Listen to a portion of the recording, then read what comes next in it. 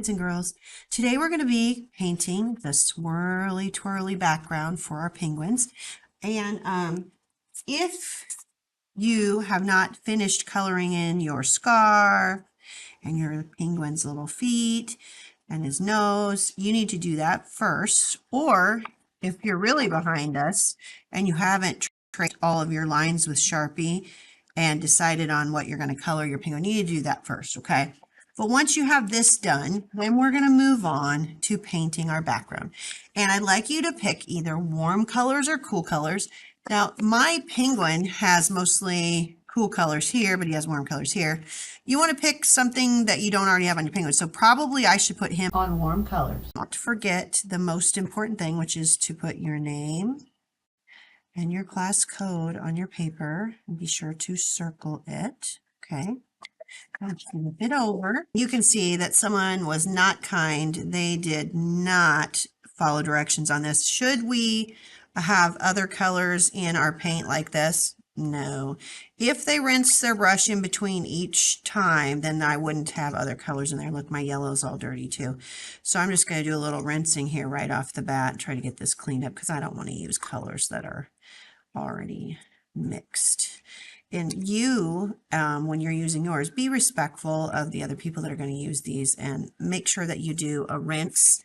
You rinse your brush in between switching colors. Okay, so the other example was warm colors. So I'm going to choose cool colors, but I'm going to avoid this brown because I don't want brown in mine. But I think I'll start with the blue. And you're going to need like a puddle of blue, okay, or whatever color you're using. And when you start out with these temper cakes, they're very dry. I added a little water to mine before I started this video so that I would have some already soaking in. If yours isn't a bright, brilliant blue, then you need to put more water and stir it up so that it wakes up this cake of paint that's very dry, okay? And then swirls, you can make swirls two different ways. You can start in the center and swirl bigger, like that. Or you can start on the outside and go smaller. Either way is fine. I want you to do overlapping swirls. So I'm just going to start with some big swirls. I'm going to put a few small swirls, and then I'm going to pick a different color, and I'm going to make them overlap. Oops, sorry about that. Okay, so now I'm going to pick, I think I'm going to pick this pink, which doesn't look like it has a very good puddle in here. I might have to add a little more water. Okay, now to make this overlap, this is a purplish pink. Remember, cool colors are purple, blue, and green, and this purple, I think this purple could go either way. It could go with the warm colors, or it could go with the cool colors because it's kind of a magenta.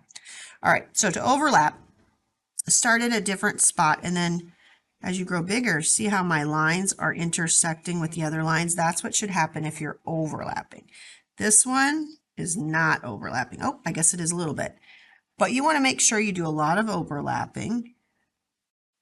And when you have some on all of your paper, most especially, I would say the outside, because remember to cut your penguin out and he's going to cover up the center. Oh, I need some green on here, don't I? Better do a little bit of green. And then when you've finished, when you make sure that you've got swirls that go all the way around the edges. Okay, I'm going to do another one right here just because I want to make sure that I get right to the edges. And I see white space here. So check your white space. You want to make sure you have swirls and twirls on that, okay? And when you're all done, let's see. If this is, some classes are going to actually let this dry a little bit at their table and while they're cutting out their penguins. And if this is day one for you, then we're going to put it on the drying rack and work on our penguins. So it just kind of depends on where some of you had to do it out of order. So we'll just base it on what day you're on. Oh, I want that to be pink. I'm noticing I don't have any pink over here. So I'm going to do a little bit of pink right there. Okay. Mine looks pretty full. So I'm going to stop. And I'm going to just let this dry while I'm cutting out this penguin. Okay. When you're cutting out your penguin, you can just get rid of, grab my scissors. You can help yourself out, especially on the toes.